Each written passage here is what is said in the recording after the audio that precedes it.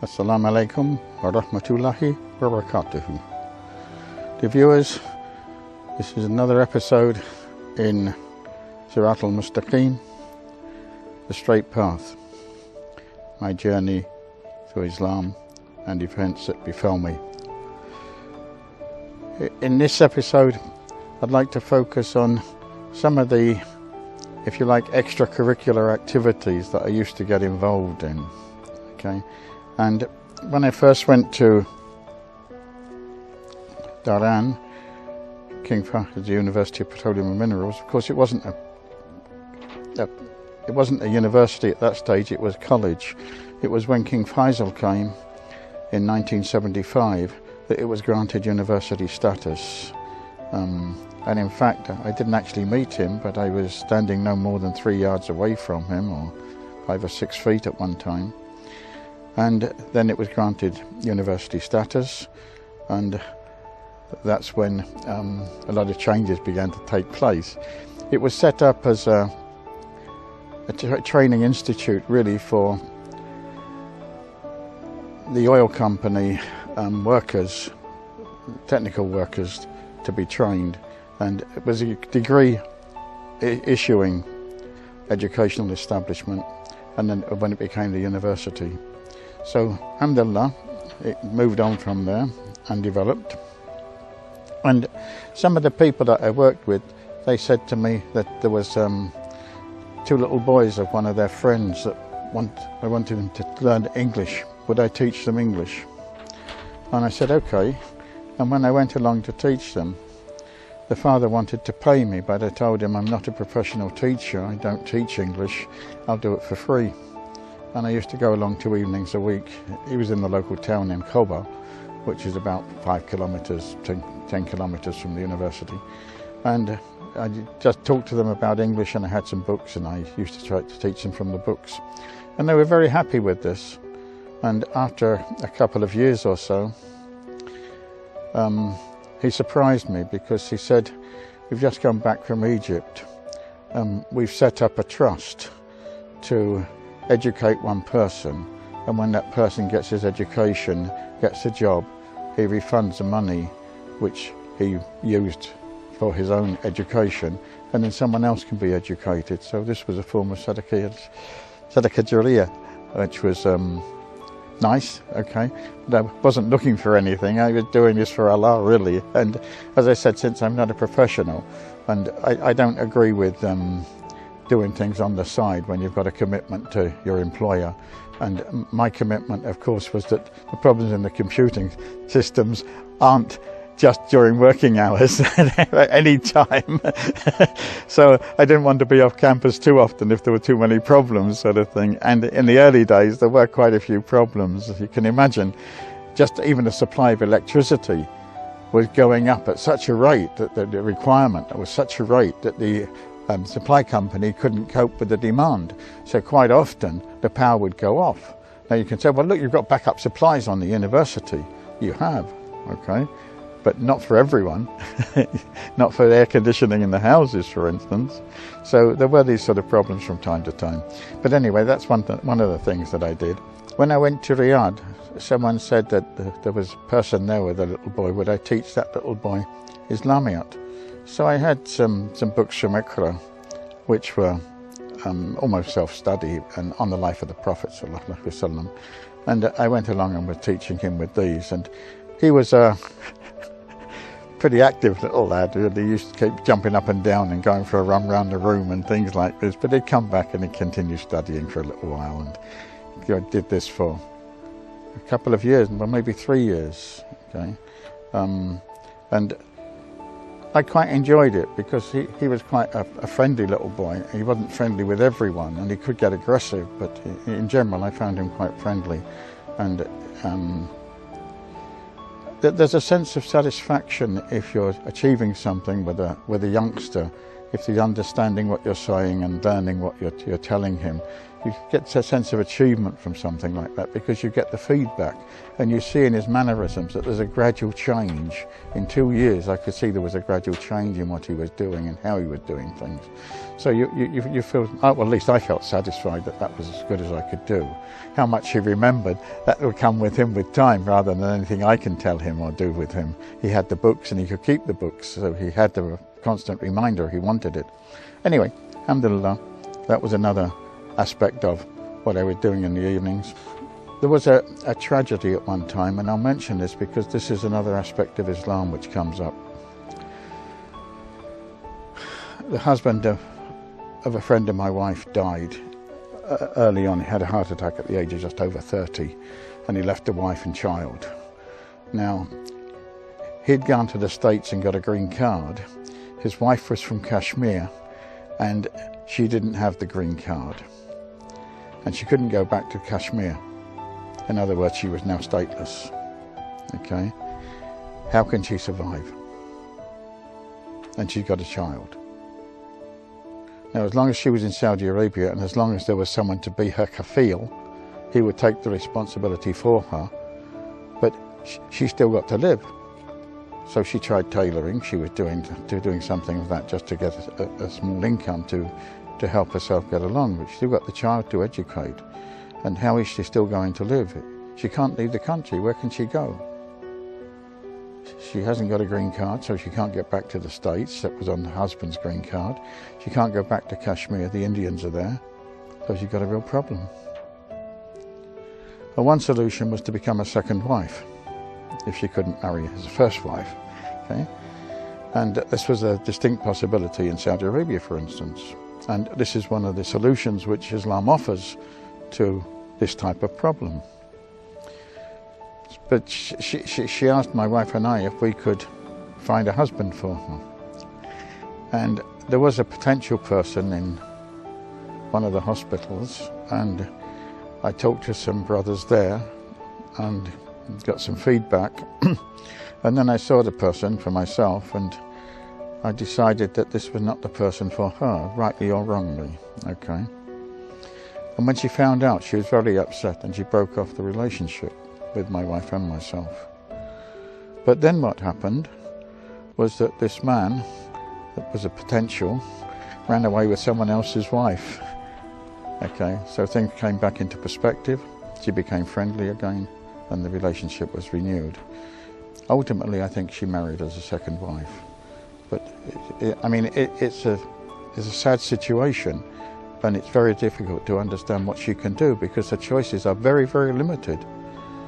Okay? And it's not as if she was a man, for instance. He could go somewhere, get a work permit, get a job, and etc., and then probably settle down. But with the baby as well, she did have a real problem. Anyway, alhamdulillah, it was solved, but it took some time, and there was some ill feeling because I didn't approve of her marrying this particular person, and I like to think that perhaps I was right, but maybe I was wrong. You don't know. You do what you think is best for the person, and alhamdulillah, you live with it, you know, and in fact it turned out all right at the finish, which was good. But these sort of activities were not unknown. There was another couple that were talking of a divorce, and three of us actually sat as a group and listened to both sides and tried to help them. And in the end, they didn't divorce; they stayed together. And the guy took a second wife again there. But and the first wife was happy about that. She wasn't against that at all. So that was a solution. But that was a solution that she made and the husband made. They were both happy with that. Okay.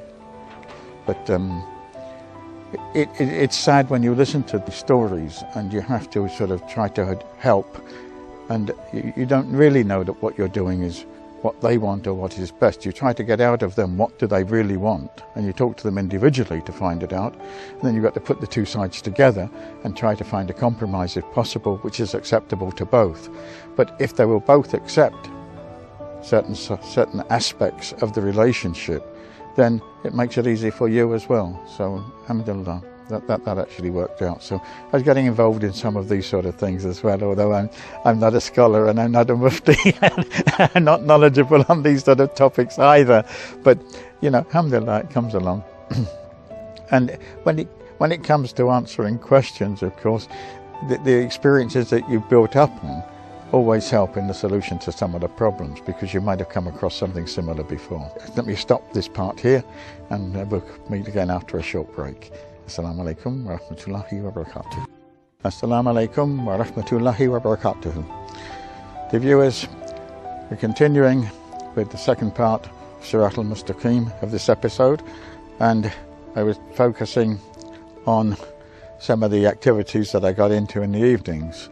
Another activity that I did, of course, was some aspect of sport. I've always believed that if you work hard, you need to play hard, and if nothing else, it gets the frustration out of your system. And the sport that I played actually was squash. I started when I was about 24, and I played about once a week, and when I was about 30, I was playing regularly at Harwell. I was not good enough for either of the teams. I used to make the third five, but that was good enough for me.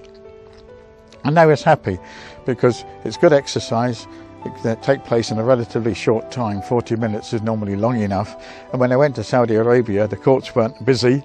They had a professional coach in King Fahd University of Petroleum and Minerals, and I used to play against him, and you know, he would adjust the score so that it made it an interesting game. And of course, you get the frustration out of your system by whacking a ball.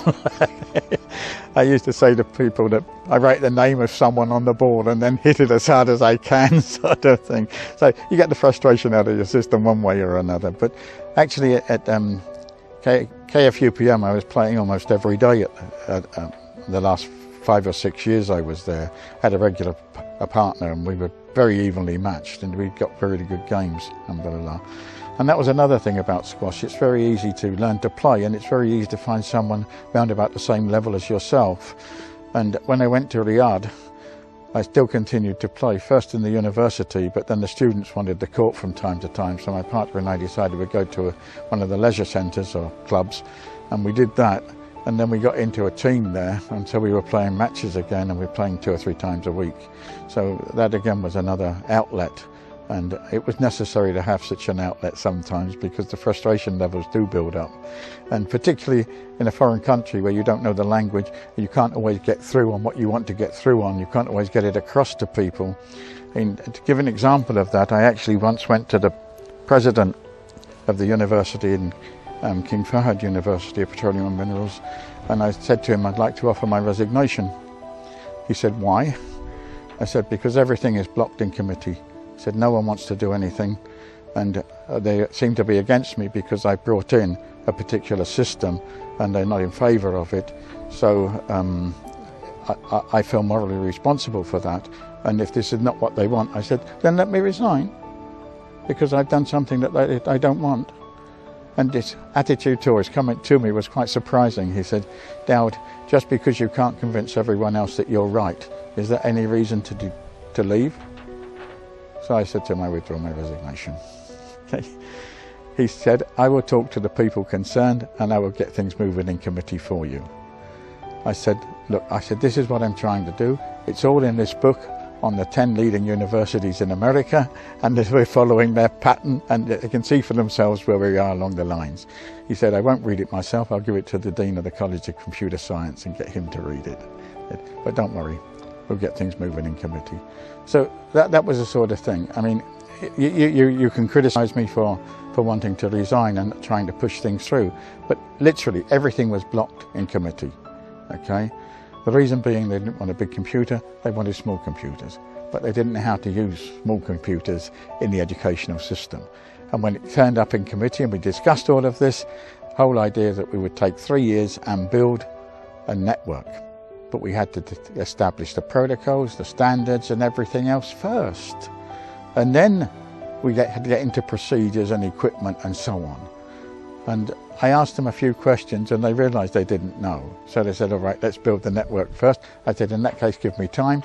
Let's buy the mainframe computer and that will give me the 3 years in order to build the network. And that's what was done. So alhamdulillah, you know, there are solutions, and someone's got to take the initiative somewhere. And maybe mine was rather drastic, but at least it got the desired results. But I mean, this is the way I was. If you can't get it done, what's the point staying there? Because it's not going to work otherwise, you know. And I keep coming back to the point is that I wanted to contribute. If you contribute and people are saying you're doing the wrong thing, then your contribution is meaningless because they're not going to support you.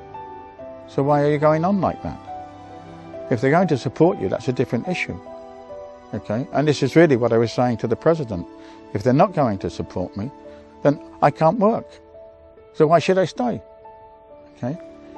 But fortunately, he was a mature person and he realised this, I think. But it does show the issues as they come up, and it does show the level that you feel in frustration. Okay? But alhamdulillah, as I say, these things are resolved, and in fact the network was built and it was working very well and people were happy with it. So good. You know, success was achieved, but you say at what cost? And the cost was that you had to make an issue of it. But it's a question of standing up for what you believe in. And it comes again to Islam. Are you going to stand up because you believe in it? Or are you going to keep quiet and let things go over your head? Okay? My attitude is not to duck down. You have to stand up and face things. And that's what I did. So things returned back to normal and everything moved in committee after that, which was good. And in fact, the next thing that happened was that the Dean of the College of Computer Science invited me over to give a talk on networking and networking protocols to his faculty members first.